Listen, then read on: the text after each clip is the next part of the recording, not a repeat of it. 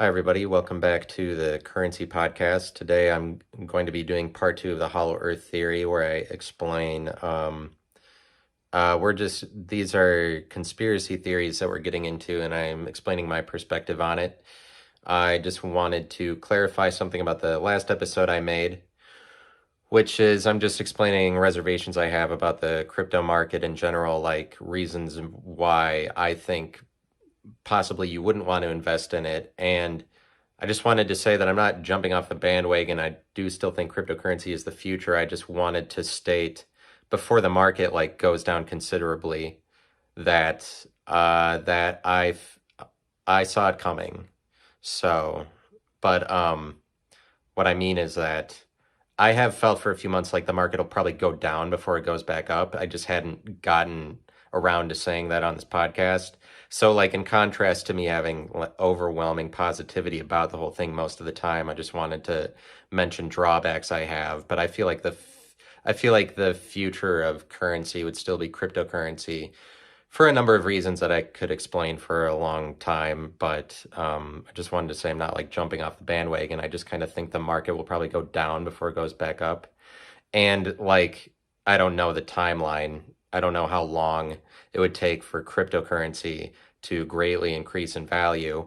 But I feel like in general it would take less than a decade is why I generally feel positive about the whole thing. But um, so just mentioning that about the previous episode, but today I'm talking about Hollow Earth and conspiracy theories surrounding it. And the Hollow Earth theory continues to interest me. I'm on board with the idea of this being true, at least what I've originally researched about it. There's a lot of anecdotes that I find interesting about it, and we'll be covering that while I'm reviewing some YouTube videos today about it. But one thing that's interesting to me is just the idea of Santa Claus, as I've been talking about. And what's interesting to me is the merchandising that results from a figure like Santa Claus. The idea of him uh, he's not real. I know that he's not real. I hope I didn't allude to that. I thought that he was real, but I started doing this joke that I do on stage when I do stand up, where I suggest that I think that Santa is real. I've only said it twice. I've only said it twice on stage, but the premise is just that for a guy that isn't real, he really appears in a lot of places. He manifests himself in quite a few ways for a guy that isn't real. But the couple times I've said this, it actually got a negative reaction, visibly and audibly from the crowd, both times. People were angry. And I think that that just goes to show that if you really want to make somebody angry, suggest to them that you think that Santa Claus is real when you're an adult, because that might actually raise a stir. And so I don't think that he's real. I think it's fascinating that you have a group of people that knows he isn't, and then you have kids that don't even know that this secret is being held over their heads. But it's all of the money that you can make off of Santa through merchandising and through movies that are based around him when he's a fictional guy. Lots of movies are based around a superhero or somebody fictional. Obviously, lots of books that generate money are based around a fictional character. A lot of times a whole revenue stream is built off of just something that's fictional, but this is something we can clearly see taking place with the secret of Santa Claus, where it's there's this entire revenue stream, or set of manifestations of Santa Claus that results from a secret, basically. But it's you can kind of look at this thing that's going on, and this is a clear example of how secrets do generate money, or there's a class of people that knows the truth and they kind of hold it over this other group of people that doesn't, and then all of this money is able to be generated. For example, mall Santa Clauses that make money off of doing that job for kids that think that he's real, and in movies that allude to that he's real. But all of the it's interesting, all of the merchandising that results, that is spawned out of this guy that isn't real, but spawned out of a divide between two groups of people. But like secrets are often like that. For example, America's the richest country in the world, and they're also like the rest of the world doesn't know how America does it. Like they're the most unknown to the rest of the world. And because of things like this, they have a lot of secrets that generate a lot of wealth. But the real thing is, the real question is, what is the depth of those secrets, which is always speculated about when you have something like the American government, and there's like, what do they know, or like how far do the secrets go? But like the real problem with secrets is that in some sense, everybody in America, like regular people, even adults, are like in the camp that kids that believe in Santa Claus are, where those kids don't even know that there's a secret, or that there's this whole secret group of people that know this deeper truth about it, which are adults that tell them that Santa Claus is real. Like they don't even know about the secret. And that's the thing about secrets. Like what's really crazy about them is that basically every secret is a secret. Like it's a secret until somebody even mentions that it's a secret. Like that's basically the whole thing, is that it's you don't, for the real secrets, you don't even know that there is somebody keeping the secret. Like that's how crazy secrets are.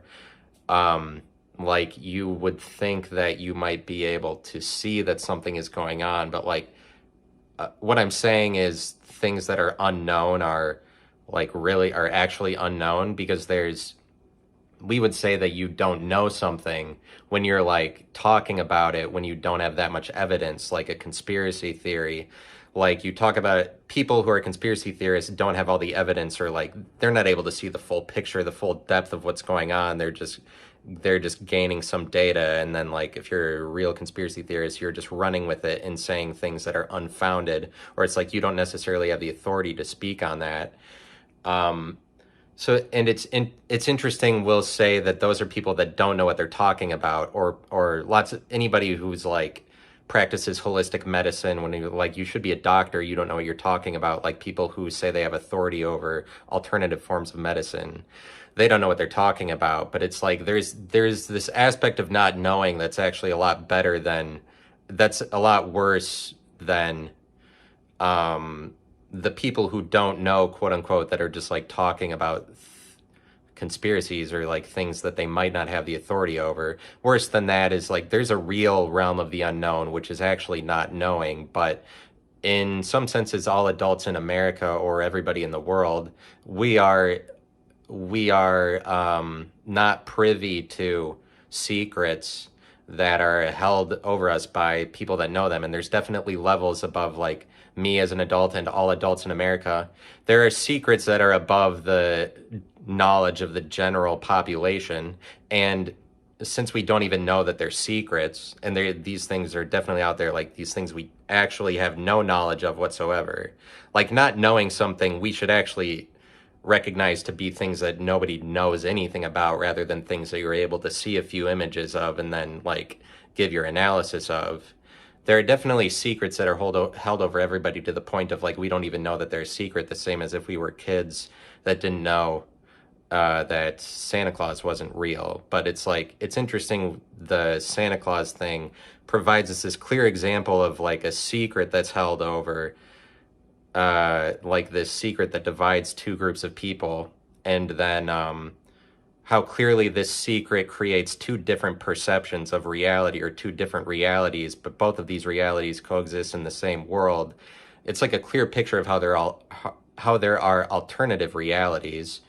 And like that's interesting how secrets work that way, where they're like clearly, so there's plenty of things that nobody knows anything about, because it's not like the general population is privy to the deepest of secrets, and there's just levels of secrets. Like then there's a group above the general population that has access to more classified information, but they are also not they're not privy to the deepest level of secrets. Like there's just levels of depth of priviness you can have, where priviness is what privilege is.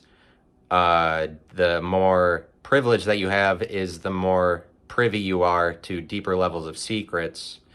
I believe is what privilege is a good word for. But so I'm going to be reviewing some of these videos today, talking more about the hollow earth. Recently, there have been a number of reports of pyramids, huge great pyramids in Antarctica. They jut out of the ice and snow. They jut out of the ice and they look snow. perfect, but they dwarf those in Egypt, like the Great Pyramid. One has a perfectly square base that is 2 kilometers square in each direction. Is it possible? That's foiled. Yeah, so they found these pyramids in Antarctica. They're mostly covered by snow, and like there's like people find pictures of them on Google Earth too, that I've seen videos or TikToks of that in the past where they're like, what's this? But it's like a known thing, I guess, that these pyramids are in Antarctica, and they're, at least one of them that they found is bigger than any of the pyramids in Giza. But there are places across the earth that have pyramids, and oftentimes well, for the other places that we know that they have them, like Egypt, where there's pyramids there, and then like Chichen Itza and other Mayan civilizations, like other ruins of the Mayan civilization, Mayans have a lot of pyramids, and both in Egypt and in the Yucatan where the Mayans lived, they found tunnels underneath the pyramids. But like recently they've found a tunnel system under the Mayan pyramids, and it's a lot more extensive than they would have ever thought. Like, I don't think that they've mapped the ends of it, but it's like it's actually a pretty recent discovery, and especially mainstream publicity of it is very recent, that there's this tunnel system underneath Mayan pyramids. And the Mayans are an interesting group of people for a number of reasons, but it's like they've also found tunnels under the pyramids in Egypt, and hollow earth theory states that there are many openings. Like, the hollow earth theory is not just about the openings at the North and South Pole. It also states that there's a lot of openings across the globe to inner earth civilizations of various kinds, or there's lots of entrances to it. And the hollow earth theory theorizes about openings in Egypt and in the Yucatan and other places across the globe, but generally places that are already mysterious. In the case of that expedition in early 2017, we used a very special seafloor drill rig that hasn't been used before in Antarctica. So when we used this special drill rig, we saw immediately more than 60 different taxa of plants in a temperature regime that was similar to what we today know from northern Italy. Yes, so they did some drilling in the deep waters near Antarctica in order to figure out more about the climate or the secrets. Like, if you want to watch this video, it's a short video. It's like 5 minutes from the History Channel called "Pyramids Found Beneath Antarctic Ice." But they did drilling around Antarctica, and they found, when they drilled, they got deposits of all of these plants that were like, these plants are, and the climate that would be needed to produce them is similar. It's like as tropic or maybe as humid as the climate in northern Italy, but they found all of these plants as like really uncharacteristic of a place that's just supposed to be only ice, or they're like surprised that they would be able to find these plant deposits as consistent with the Antarctic region and climate. Like, that they found them at all is surprising. But they're like they're plants that are alive as if it wasn't that could only be alive in a non-ice covered environment. And this is a surprising thing that these archaeologists, or whoever they are, diggers, found. I'm not going to go back and figure out what they title themselves, but So that's another thing that's in support of whatever. There's maybe something happening at the poles, but Finally, the most notable whistleblower of the secret space program, Corey Goode, has given consistent and extensive details on Inner Earth. Corey Goode has shared that the Mayans were not defeated, but in fact retreated to the Inner Earth. whoa. He claims that the Mayans have crafts which appear to be rock, but they look like long cigars, cylindrical in shape. Penis in shape. So the Mayans didn't die.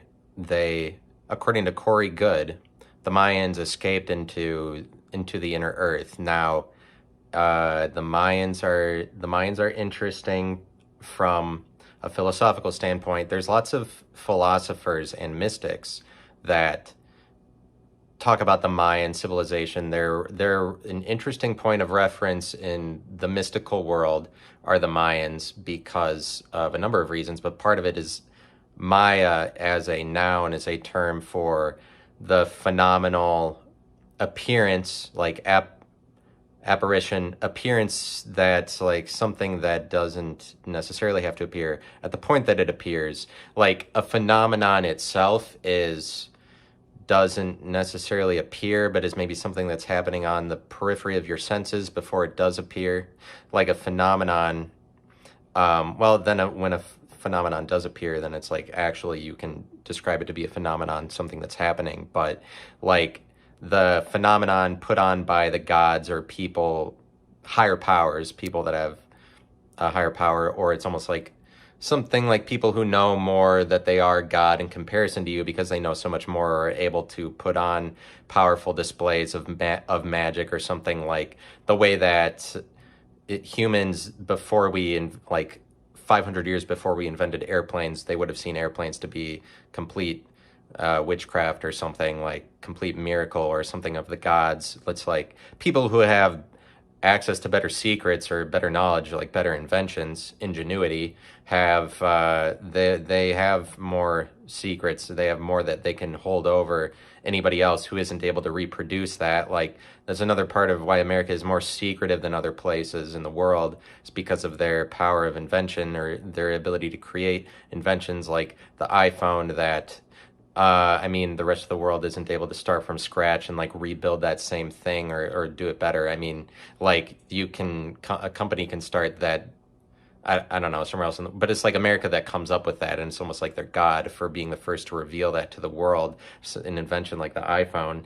And this is like the Mayans are an important civilization for mystics because of the Mayan calendar and stuff like that. But there's another great mystery historically for the entire world is that the Mayans are this thriving civilization, and then over the course of 100 years, they basically just vanished, like huge civilizations, cities of Mayans, when they were thriving in Central America. Over a period of about 100 years is what historians say, they disappeared, and it's a mystery where they went. And this Corey Goode guy is explaining it's possible they disappeared in the earth. They've also found all these tunnel systems that they haven't mapped out the extent of underneath Mayan temples. And there's other places in the world where there's like temple systems, and I'll get to that later. But Maya is a word for illusions that are put on by the gods. Like that's a noun, that's what it means. But mystics talk about the Mayans a lot, and it would appear that there's a certain phenomenon and certain energy that surrounds this civilization. But this Corey Goode guy says they retreated into the earth, and they have UFOs of their own.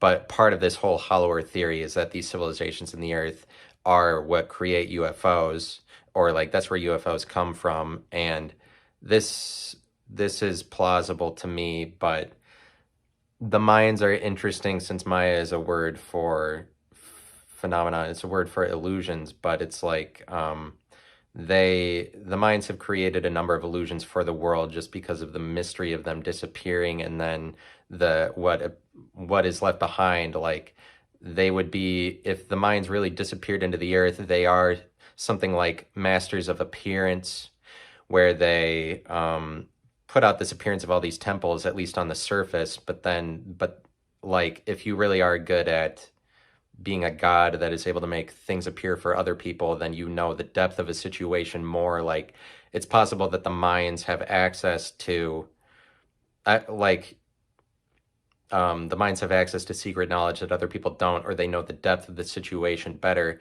that they traveled into the earth or disappeared into the earth at some point because they have knowledge of what's going on within the earth. And the hollow earth theory is, so like, Maya, separate from the civilization of people, is just a word for illusions and phenomenon that are put on by the gods. But like mystics like to talk about the Mayans themselves like they are masters of illusion, or that like based characteristically they have the ability to disappear if they wanted to, that kind of thing. But like the hollow earth theory is interesting to me because it's kind of like it's like you imagining that there are deeper layers within the earth. Like you can it looks like you can go further and further into this conspiracy theory, or there's tons of videos you could watch just about tunnels they found under Egypt, or just tunnels and recent things they've found with the Mayan civilization.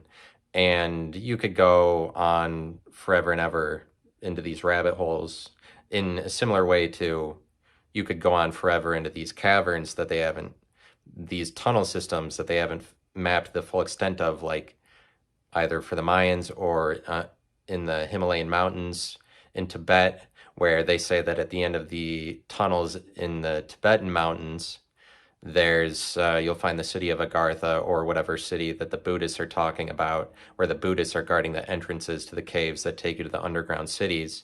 There are cultures all across the world that have stories like this, and you could go forever trying to figure out the depth of the situation or figuring out new pieces of information. Like this Corey Good guy is a whistleblower for the secret space program, and he's talking about how in addition to NASA, there's another secret space program that deals only with extraterrestrials or trying to talk to aliens, and they're like, they know about aliens enough that they already have a way to talk to them, and they get people to work in the secret space program, and those workers are like figuring out ways to talk to aliens that we already have access to, or something like that.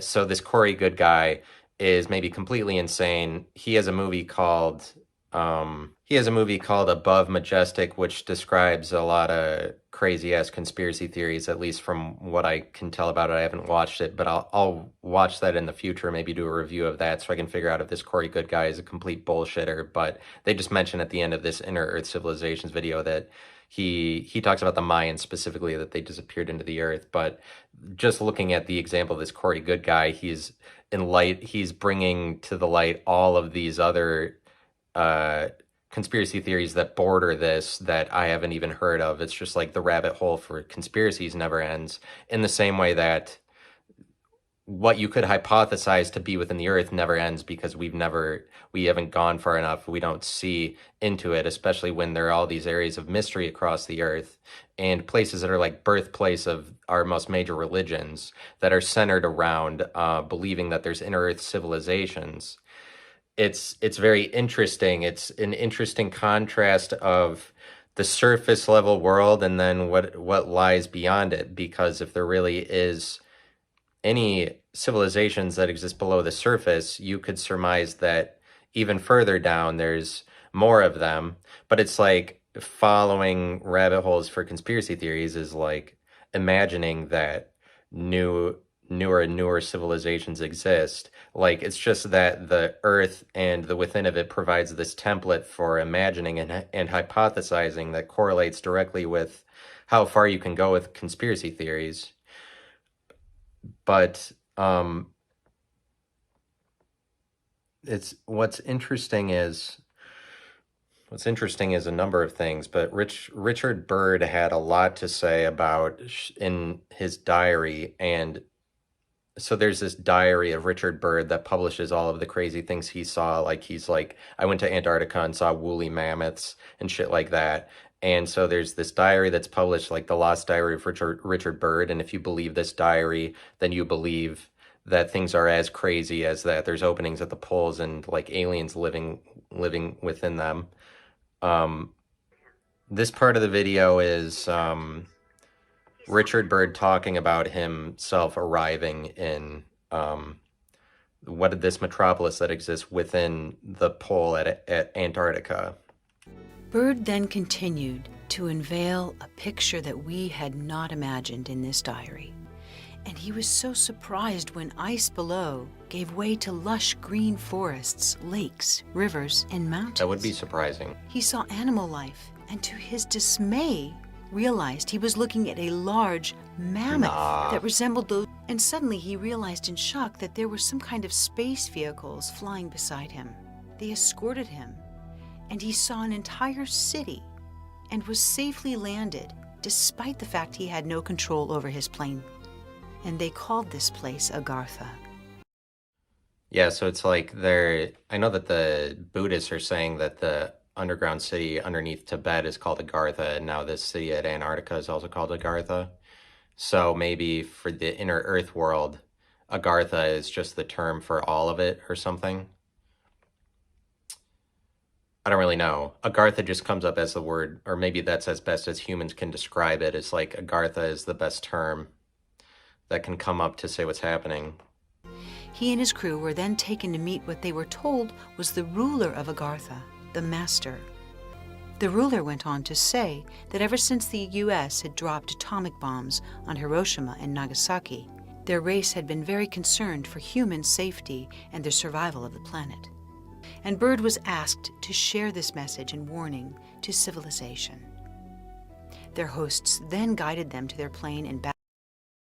Yeah, so that's something that people who believe in aliens are often bringing up, this idea that aliens don't like it when we use nuclear bombs because there's always a lot of alien activity out in Roswell or whatever, out in that area. Like there is alien activity a lot when they dropped the first atomic bomb just as a test before they dropped it on Hiroshima and Nagasaki. And if you watch the alien documentary, The Phenomenon, or maybe it's just called Phenomenon, a recent alien documentary, it's made in 2018, but it's like one of the most credible ones, one of the ones that people put the most stock into because it's just a really good summary of plausible stories that people have about aliens that they collected, they put in this documentary. Like this documentary is a good standard for alien activity that's been found and people actually put stock into it. It's called The Phenomenon, and they talk about how specific instances of when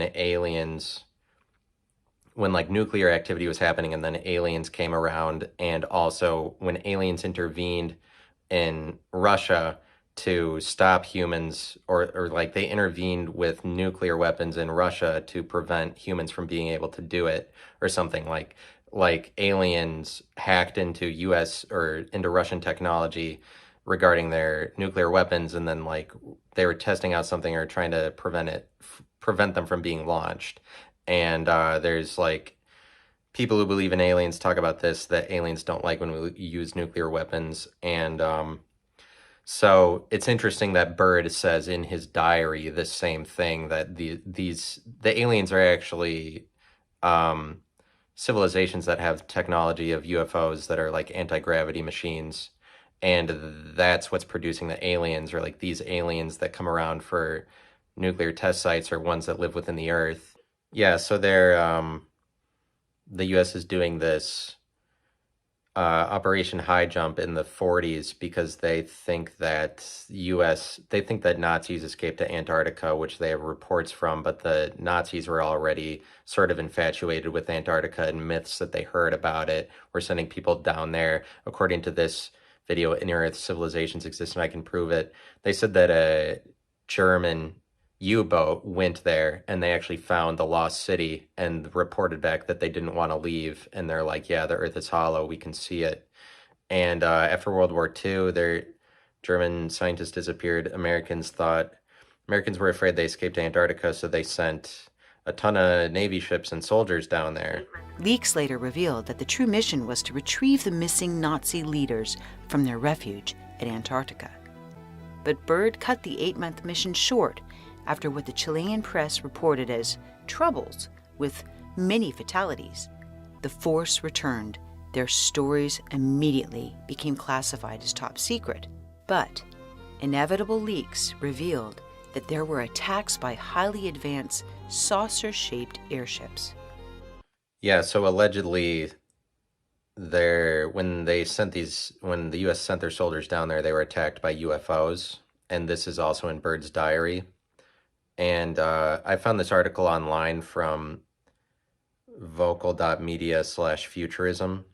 It's like whatever thing that put out this article. The article is called "Hollow Warning from Byrd Met with Silence at the Pentagon." It's from Futurism, whether Futurism is a magazine, but they talk about this incident a little bit. So the diary that Byrd has these fantastical stories from is called "The Missing Diary of Admiral Richard E. Byrd," which is edited by Timothy Beckley and Tim Swartz. But it says in this article, perhaps the most compelling evidence of Byrd's encounters. Let me make sure that this is still recording here. Yep, it's still recording. Perhaps the most compelling evidence of Byrd's encounters in Antarctica in 1947 come from the Chilean newspaper reports from 5 March of 47, when crew members of Task Force 68 told reporters of skirmishes with incredible disc-shaped craft that resulted in many fatalities. And rather than deny the heavy losses, Byrd told the Chilean press at the time of a new enemy capable of traversing from pole to pole at incredible speeds. And he's talking about these UFOs that the United States ran into at Antarctica, and the Chilean press reported on it. The Chilean press asked Byrd his opinion, and Byrd is like, yeah, you better watch out for these UFOs. And so if you think that any of that is true, sort of comes down to if you believe the validity of this diary that was published. And so you can look into whether or not that thing is true. So what I'm saying about secrets is that they are, it's weird that you don't actually know the secret when it is really a secret. It's kind of like titling something a secret, or if you have a secret and you tell somebody, I have a secret, that's the only point that the secret loses its power. But it's like, it actually has a lot of power as something that nobody is even able to define as anything before anybody comes across it at all. It kind of just like a secret only exists as a phenomenon that's maybe giving people evidence of itself. Like it might be happening. Like a secret maybe exists in people's periphery, just accounts that we hear of inner civilizations that we tend to ignore, or you can ignore as long as it hasn't fully manifested itself in reality. Like right in front of you, but it's like the things that are deeper than what you think they are the things that you already can't see, like to the point that, like, if it's really a secret, and there are a ton of them, like the thing that is really a secret, you actually have no knowledge of whatsoever. You don't even know about the group of people that's practicing it. But like, we already have myths for what's going on within the earth, for like what we understand on the surface level it to be, as far as what we know goes on within the earth.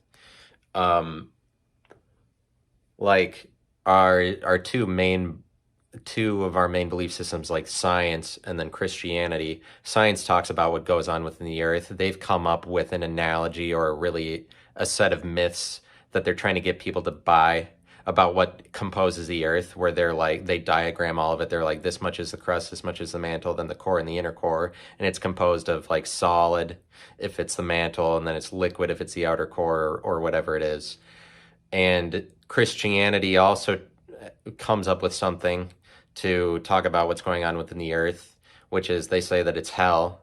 And in some senses that dissuades people from thinking about what's going on in there, or demonizes or stigmatizes inner earth existences or what's going on in there. If you if you gravitate towards thinking like, well, actually the inside of the earth is hell, because Christians do believe this, and it's not like in the Bible, and it's not a strict part of what they believe. You don't need to believe it, but it's like they like believing in that. That's part of the heart of the Christian methodology, is just like thinking that the earth is hell, because Christians already think that the earth sucks in comparison to heaven, but they're like, well, you go deeper, like the center of the earth is hell, but it's like the same as like Dante's Inferno describes how hell are all of these levels. Then like the inner level of hell, it's kind of describing like this. It would be similar to describing how if you went further and further into the earth, it would have a lot of levels until you reach the innermost layer. But like I'm saying, mythically speaking, Christians do enjoy, and from what I've seen and experienced, Christians definitely enjoy believing in that hell is in the center of the earth. And so this is like the myth they come up with to describe it. But it's like these other civilizations and religions also almost always talk about something. They, like, everybody has their version of what happens in the inner earth, but it's like, of course we would have, of course we would be describing what happens on the within of ourselves, when it's like, you need something to contrast all of this that's happening on the surface, because it's really like if you're ignoring thinking about what happens within the earth, it's like ignoring your subconsciousness or just focusing solely on consciousness. And what we have in the world is a lot of people, since we're all living on the surface, we're just going to be practicing surface level things or surface level belief systems. And it's like the more that you're just given over to only thinking that the surface is the full extent of what's going on, then you're just like you're emphasizing consciousness as opposed to subconsciousness, or trying to ignore like your shadow self, or ignore reports of things that are, or phenomenons that are happening on the periphery, that it's like if you looked into that, it might lead to something deeper. Like if you really are a surface level person, it's almost like you would always say that these reports of things like Richard Byrd finding an opening at the poles, or all of these different religions talking about, and I'll show you in a second how there are different groups of people besides the ones I've mentioned. All right, so this is a video, another video I found. It's called Agartha, the Hidden Civilization of Inner Earth, because there's lots of videos about this. I'm reacting to that one also. The belief in another, more holy world inside of our planet Earth is easily one of the most consistent motifs in mythology. I can hardly begin to count the number of ancient cultures which allude to the inner realms of Earth.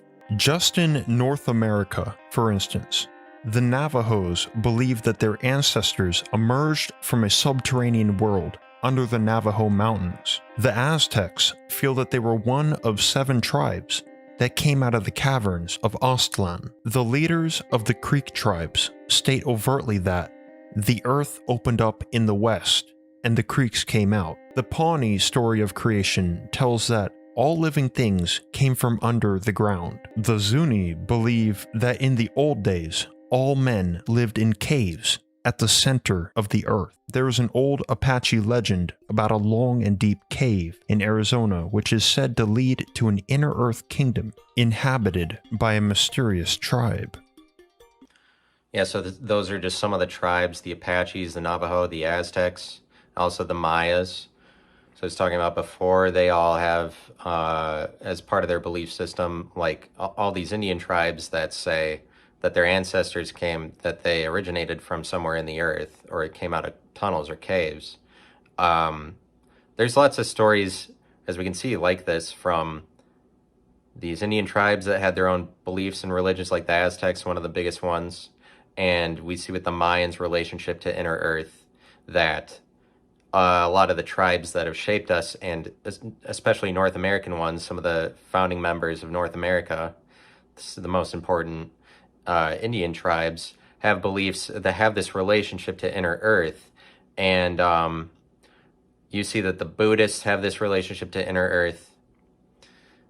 And then this also from the same video, Agartha, the Hidden Civilization of Inner Earth. We're talking about Alexander St. Eves. For his work, Mission of the Jews, he came across the ancient revelation that not only was the Garden of Eden, an actual physical utopia located on Earth, but more accurately, deep within the planet, and could be reached by traveling through a cave. So Alexander St. Eves came to the conclusion that the Garden of Eden is a real place hidden within the earth based on studies that he did of the ancient Jewish Kabbalah and books about it, like according to them. Specifically, this cave is the real-life location known as the Cave of the Patriarchs, branded by Jews as the Cave of Machpelah, to Muslims as the Sanctuary of Abraham, serving as one of the most holy pilgrimage sites in both religions. Stated clearly in the Zohar, the foundational work of Jewish Kabbalah, the Garden of Eden should indeed be thought of as an inner earth kingdom. So according to the Zohar, it's like the foundational book of Jewish Kabbalah, and then what they said other sources. According to the Jewish religion and Muslims' religion, they, or at least people that believe in that part of it, according to the Zohar, the inner earth, the Garden of Eden should be seen as an inner earth civilization, and it's got a specific location that's like a really holy pilgrimage site called the Cave of the Patriarchs. And is that what they said it was? Known as the Cave of... Yeah. So there's this Cave of the Patriarchs, which is sought after to be a cave entrance to, then at the other end of it you reach something like the Garden of Eden. I don't know, I haven't read these books about the Jewish Kabbalah, but I guess according to Jewish and Muslim traditions, this Cave of the Patriarchs is the entrance to the inner earth metropolis, the Garden of Eden. And so what's interesting about this is that surrounding the Garden of Eden is also an entrance. The Garden of Eden and the story of it is like an entrance to this whatever lost world exists beneath the surface, or it's an entrance to thinking about inner earth civilizations, according to Muslims and Jews. So the area of Mesopotamia is another place in the world you could see, as there are secrets regarding it on the surface, where those secrets are keeping something like an entrance to inner earth civilizations. And so it's interesting that the Mayan temples have these cave systems. In Egypt there's tunnels. The origins of Buddhist traditions, they talk about tunnels underneath the Himalayas and entrances to inner earth civilization. But it's almost like all of the places in so many places in the world that are the birthplace of our most major belief systems, our most major religions, where it's like religions are already sort of mystical, especially like the biggest religions in the world.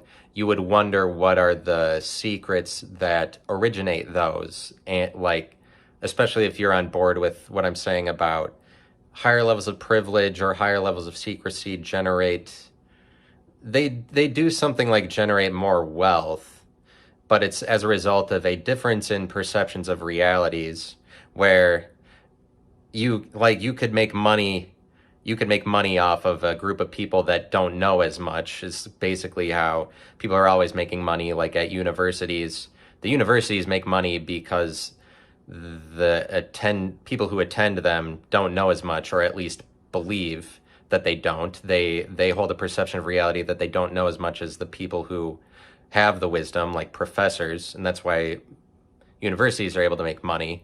That's like a direct example of that. But it's like religions all make a lot of money based off of belief systems that have some secret, ancient, historical past that people don't know the full extent of. People can't map the borders of the truth of like part of what generates major ass religions around the world is just like high-ended secrets that nobody could dispute historically. And so it's interesting that a lot of major religions around the world have these like cave systems or have a relationship to the inner earth, including Santa Claus. It's like Santa Claus and that about the North Pole is another area of mystery, and we do sort of treat Santa like he's a god or something, like this person that we cast who's able to get all the credit or all of the blame, or I mean somebody who's watching over everybody and is saying whether or not you're doing good or not. Like we kind of treat him like he's a god of sorts, like the god of Christmas. But I'm just saying how there is this other area of myth around the North Pole. It's like we create one when there needs to be one.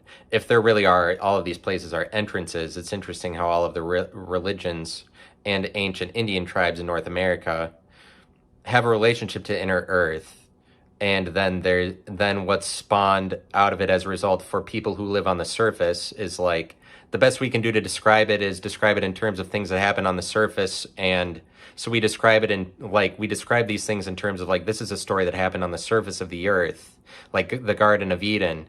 But according to ancient Muslim and Jewish tradition, the Garden of Eden is supposed to be seen as an inner earth civilization. Like we can only describe it would seem plausible to me that we can only describe these areas of mystery in terms of like images that, as far as we know, which it's like we don't know what happens in the deeper and deeper into the earth, so we don't have actual images of those. All we can use are images of things that happen on the surface, and like we have a limited knowledge, and that knowledge is almost as limited as trying to describe everything that happens trying to describe everything, including things that happen below the surface, but only in terms of surface level things. Then it comes across as like fantastical myths, like Santa Claus, like telling kids that there's a guy named Santa Claus who has elves that work for him is just really Lucy in the Sky with Diamonds. That you're saying like, yeah, there's a guy named Santa Claus and he's real, he's got these elves. It's a complete acid trip from adults who are always doing their best to say that an acid trip is the worst thing you could do, or say that it's insanity going down the pathway of doing LSD or something, when it's like the same adults who, with a straight face, are making up this completely Lucy in the Sky with Diamonds idea about this guy. It's a lot of ridiculousness, but like that we have all of these Indian tribes that were here before us in North America that have tales of like our ancestors came from the inner earth, and completely like white Americans from English descent and with lots of English and Christian tradition, we write off the historical records of these people, or like we would like nobody is thinking about this, even though there are these stories. These stories only exist on the periphery at best for most Americans. Like most Americans don't even know that any Indian tribe talks about origins of coming from within the earth. But it's like discrediting all of these different accounts so easily doesn't make a lot of sense to me. Where there's a lot of instance. Another thing about it is just like the universality of these, like they appear all across the earth, which is what you would expect if there was something like inner earth civilizations. You would expect there to be accounts all across the surface of the earth saying something about it, and there are. But like completely discounting Native American tribes, that reminds me of when Europeans went to Easter Island and they talked to the Easter Islanders about how did you erect these statues? Like, how did you do this? This is impossible, like this great mystery. And then what results is like everybody in the aftermath of that, they just get taught in history books like, oh, the Easter Island, this crazy mystery happened where these statues came out of nowhere. Like, where did they come from? The islanders didn't make it, or like, it's almost like that's what they allude to. It's like, even though when Europeans first went to the island, they talked to the islanders, and the islanders are like, oh yeah, they're there because we carved them out of the rock on the island and then we walked them out here. But the Europeans were like, oh, you guys are just crazy because of this crazy amount of elitism that seems to be characteristic of European settlers, but like this is something that the white man is doing, and by the white man I mean European settlers that are very Christian or very very English, very given over to surface level activities. Like the English are pretty good with controlling the surface of the earth, you see, uh, because of their legacy of the British Empire. The sun is never setting on it, because their legacy of being able to control very many regions of the surface. And America also has a strong legacy of manipulating the surface world very well. Like a lot of these European settlers just whitewash these accounts of like what the natives would say as a result of thinking that they're stupid, like automatically. And this is something that I also believe is that when you have like when you have an Indian tribe like Native Americans, Europeans and Americans kind of take this assumption too quickly that people that haven't accomplished as much of them, or like tribes that we destroyed, they're just so many light years below us in terms of intelligence. And this is a really like almost fatal assumption, or it's just a really bad assumption to have. But it's that same assumption, like Europeans going to the Easter Island and just discrediting them immediately. Oh, these idiots, even though they're telling them directly what happened. This just goes to show this elitism is kind of blinding for whatever European settlers are doing. This are the people that are responsible for settling all of America with America's current settlers. It's the same mentality that causes like Christianity and the English and Europeans to control a lot of what we say is history, where the historical timeline is all on Jesus's timeline.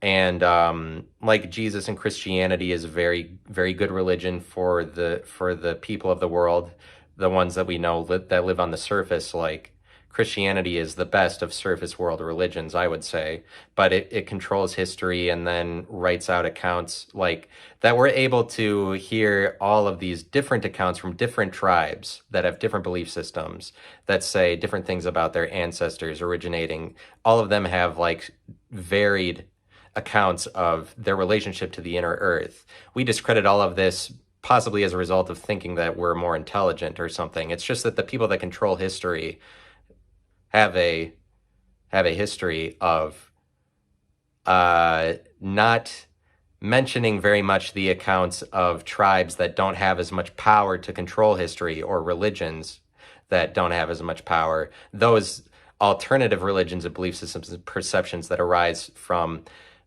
tribes that weren't powerful enough. Like it's too much the case that we arrive at a single narrative to describe things, and then we discount all of the alternative ones, and it's like we discount them as a result of completely because we're smarter than them, even though they're alternative and they are relative, they're comparable to our accounts of things. We get rid of them in the eyes of history, just the way that we often summarize what happened in the past. We summarize it to a single narrative. And so it's interesting, all of these Indian tribes that have accounts of it, and we discredit this. This is like ignoring things in the periphery, or ignoring things that happen in the shadows.